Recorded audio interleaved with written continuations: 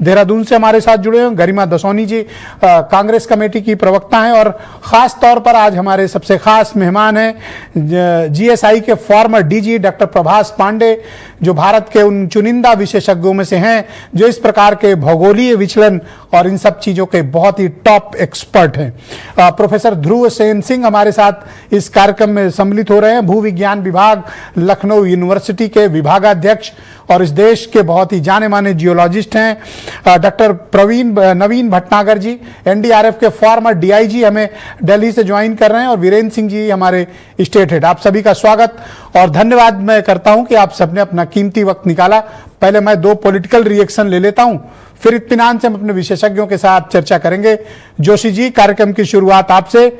हर साल प्रलय आती है, हर साल विपदा आती है, पर आपकी सरकार नहीं सीखना चाहती तो नहीं सीखती, न सबक लेती है और हर साल देहरादून के लोग, उत्तराखंड के लोग इस त्रासदी को भुगतने के लिए मजबूर हैं और खास तौर पर मेरे सबसे प्रिय गढ़वाल के लोग।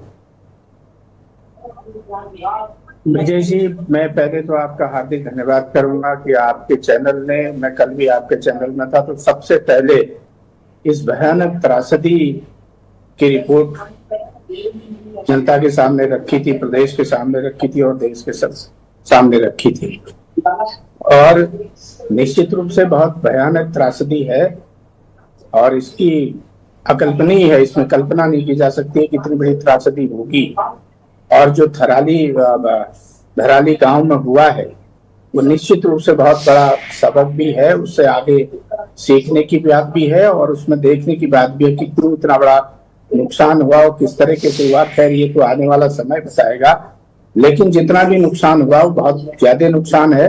माननीय मुख्यमंत्री जी तत्काल जीरो ग्राउंड पर पहुंचे हैं और वहां पर जितने भी इंतजाम हो सकते थे उतने इंतजाम किए गए हैं। एनडीआरएफ के लोग, एसडीआरएफ के लोग, सेना के जवानों ने बहुत काम वहां पर किया है। निश्चित रूप से प्रति वर्ष ऐसी आपदाएं हमारे यहाँ आ रही, तमाम हिस्सों में आ रही हैं।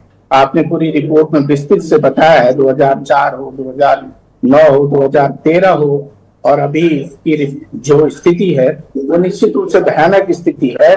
उससे उभरने का प्रयास किया जा रहा है। ये बहुत बड़ा सदमा भी है उत्तराखंड के लिए। उत्तराखंड की भावनाओं पर भी चोट है, उत्तराखंड के जनमानस के दिलो दिमाग में वो इसने दहला के रख दिया है। जोशी जी, वो दृश्य देखकर भारत का हर नागरिक विचलित है, स्तब्ध है और परेशान है। जब जान बचाकर लोग भाग रहे थे और मौत का पंजा उनकी तरफ जिस तरह झपट रहा था, विद इन सेकेंड लोगों का पता नहीं चला।